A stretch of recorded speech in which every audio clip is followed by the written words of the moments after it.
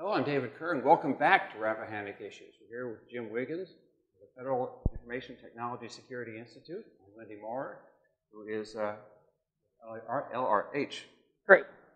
Group, and we're glad to have you back. Thank you. We were talking about the Wounded Warrior Cyber Combat Academy, and about how the program is funded and organized. And one of the things I'd like to ask you about, how do you select candidates? How do candidates apply, and how are they selected? And then we'll talk a little bit about how they're trained. So I'm a soldier. I'm at Walter Reed. I've been badly injured. I don't know where my future's going. Smart kid. How do I find out about you guys, and how does the process go from there to getting me into a classroom?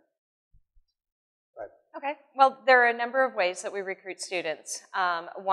Initially, they were being recruited out of Walter Reed. We were getting recommendations from the therapists up there, and they would apply for the program. And so Cyber Team 1 was done solely out of Walter Reed, and we were going twice a week in order to train those students. With Cyber Team 2, what we have done is just purely word of mouth. We have a lot of senior military officials who have become very involved in the program, very supportive of the program, and we're quite grateful for that. So they recommend students to go online and sign up. And then what we do is we provide them a psychosomatic test. And why don't you talk a lot about that, because it's really a great screening tool that we utilize. Never heard of it. Yeah, so it's what they do is they measure the psychology of what somebody's aptitude is for all intents and purposes. In the psychometric world, there's a lot of this that's done to kind of measure cognitive ability, if you will. And so what they do is they take an assessment and you baseline it against a population that you want to kind of reflect ultimately the outcome. Right, so in the case of the exam that we're using, there's I think about 500 or 600 IT professionals have actually taken it. And what they do is then they rank this population based on experience across a standard scale of like 0 to 100. And then there are some like different aspects and different buckets of kind of where they recommend, for the kind of task at hand, what you're going to be training in, whether a candidate would psychologically be appropriate for it. And it doesn't deal with IT, it deals with cognitive functions and the way you process logic. Think of like arithmetic, subtraction, relationships, verbal reasoning. It's about a 30 to 35 minute exam broken into several different sections. And again, it's not in any way IT focused, but what it does is it actually validates where somebody fits. And so the idea there is by having a candidate who applies take that exam, we can kind of gauge the level of aptitude in terms of will they be successful. The last thing we want to do with this population is, yeah, sure, come on in, we'll take you in as a student, and then have somebody who's given a significant amount of their own, who they are as an individual on the battlefield, to fail at something like this. So we'd rather, provide them, hey, some guidance. This probably isn't the career field based on your psychological profile or the assessment vehicle, and there's some other options for you. But it helps us do a couple of things. It helps us provide guidance and to softly turn down people that really shouldn't be in the program.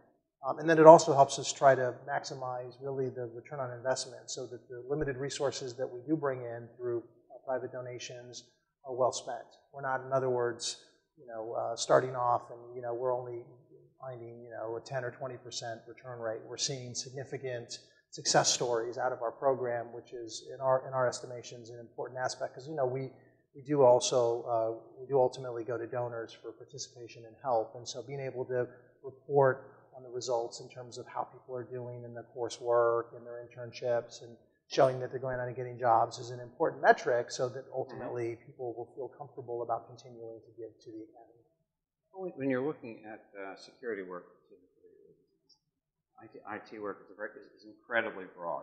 Lots of people interact with customers. You've got other people who are coding like mad. Sure. A security analyst has to have a very select sort of skill base, doesn't it? It does. Or she. Can you just tell me a little about what that is and how you would describe it? So our program is focused predominantly on the technical aspect of cybersecurity. So there's a lot of like aspects of cyber. There's policy and there's different domains, if you will, within it. But we're really focused on trying to deal with the what we'll call the security assessment role.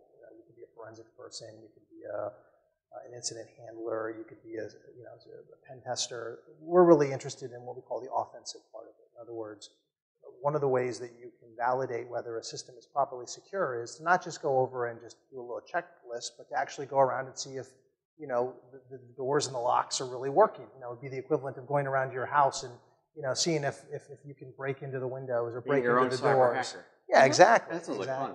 Yeah, it is. And so we're really, that's our end game for our warriors, because those are the kind of skills that tend to be in pretty high demand out there, just because of with the OPM data breach that you talked about. One of the things that organizations look at is, well, yeah, I know that we've passed our audit, I know that we're compliant, but are we really secure? And how do we know that we're really secure? So in our estimations, one of the things we want to do is focus on the technical aspect of the cyber workforce.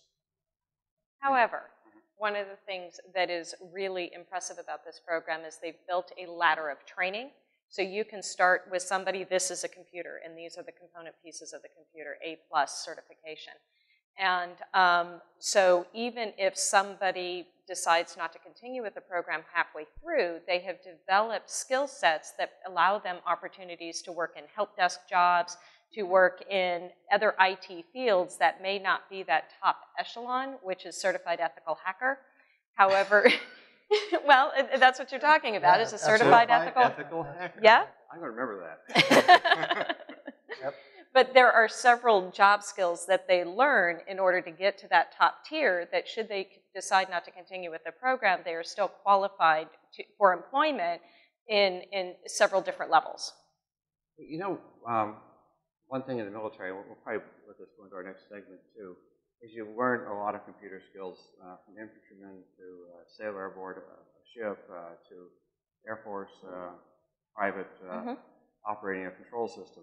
You find that a lot of and also they're millennials, a lot of these kids.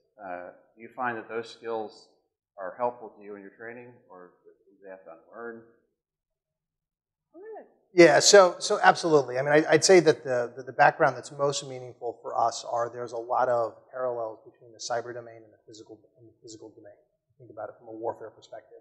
So we're able to take individuals who have an aptitude for tactics and strategies, and they're able to reapply that. And that's an important set of skills within the cyber domain. We're going to be right back and talk some more about that and about some of the folks that are actually in the program and some of the success stories. We'll be right back on Rapid Communications. Stay tuned.